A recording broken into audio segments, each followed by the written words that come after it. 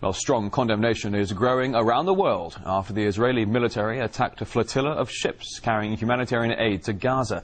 This footage captured the moment the operation began, when Israeli commandos boarded one of the main vessels.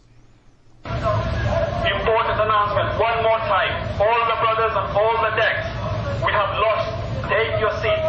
Come down and take your seats. Be very calm. Come back and take your seats. Assalamu alaikum. Well, reports say up to 20 peace activists were killed and dozens injured as commandos stormed the flotilla in international waters. Some of the ships have now arrived in the Israeli port city of Ashdod.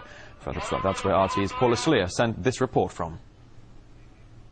Two of the ships have been brought here to the Ashdod port. We know that Israeli naval officers are on board. They're searching the vehicles. They're expecting to find what has been the Israeli position since the early hours of this morning, and that is that ammunition, guns, knives, all of that is on board these vehicles. The Israeli army maintaining that its soldiers came under live fire when they boarded one of those ships. Now, this, of course, is being denied by the passengers of the ships. They insist that they were a peaceful demonstration trying to bring world attention to the economic blockade on Gaza.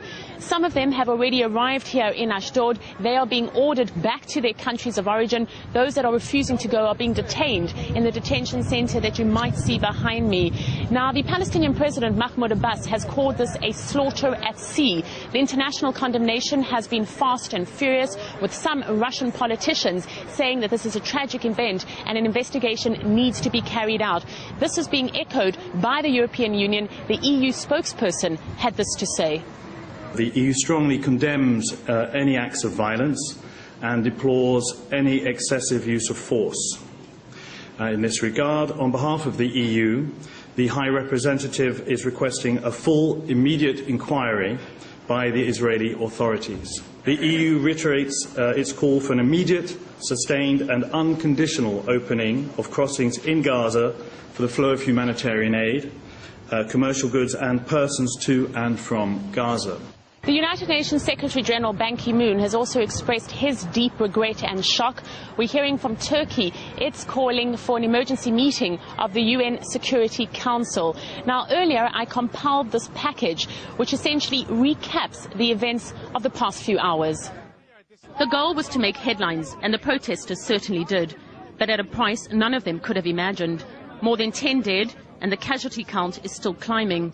It began late Sunday night with Israeli soldiers warning the 6 ships to turn back. We can visually see 3 frigates and a helicopter hovering overhead, despite the fact that we're in international waters some 100 miles away from the shores of Israel. We call upon everybody in Britain to help us to raise alarm and get our government to intervene. But something went wrong, and Israeli commander officers climbed on board. It's confusing what happened next. The Israelis say they came under fire, that there were weapons and knives on board, and that the organizers had close ties with Hamas and Al-Qaeda. But the protesters, who come from many different countries, say it's simply not true. The Israelis have always been threatening since day one, from when we wanted to launch the flotilla. Every attempt where there's been to end the siege, they've always been quite aggressive. But I've got to be honest, I didn't even expect Israel to disregard international law so flagrantly. Israel went to international water, they boarded a civilian ship and gunned down, killed an innocent 16 or 20 people. The international community is demanding action. The Arab League is urging members to cut ties with Israel. And as demonstrations in Lebanon, Jordan, Turkey and Israel itself gain momentum, Israeli Prime Minister Benjamin Netanyahu has cut short a trip to North America to return home. Israeli police are on high alert around the country for fear the protests could get out of hand. The flotilla's passengers came from all around the world. Among them were parliamentarians, journalists, a Holocaust survivor and a Nobel Peace Laureate. They had with them 10,000 tons of supplies to help alleviate the humanitarian situation in Gaza. But Israel maintains there is no humanitarian crisis in Gaza. Israeli Defense Minister Ehud Barak says the area is ruled by a terrorist organization, Hamas, and therefore Israel has the right to examine all cargo entering the Strip. The confrontation took place some 100 kilometers off the coast of Gaza in international waters. It's now up to the international community to have the final word and pass judgment.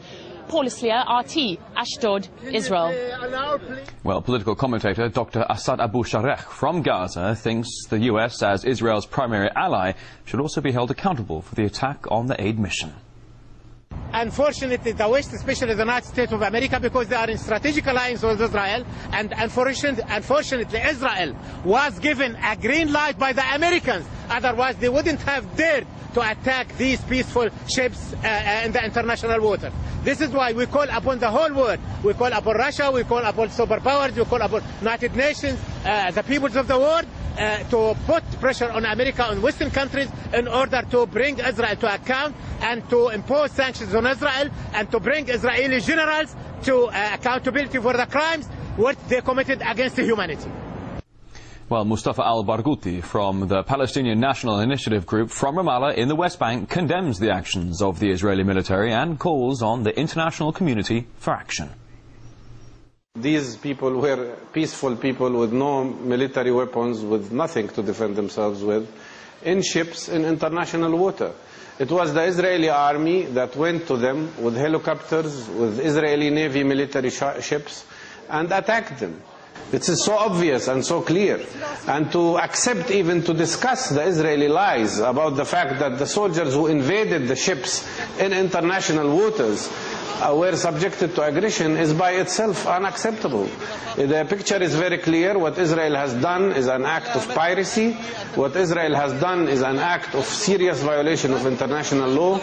They practically attacked the sovereignty of Greece, Turkey and Ireland. These are the countries that the ships had their flags on, and they attacked them in international water. This is equal to an act of declaration of war.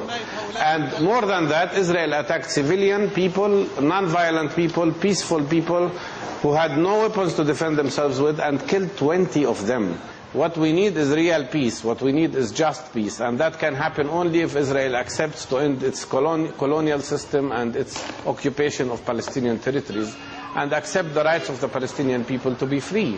We have hundreds of people who have died in Gaza because they could not access proper medical care. We have lots of hospital medical units that are non-functional because of the absence of spare parts or the absence of proper medications. This is a place that, where people live in a ghetto.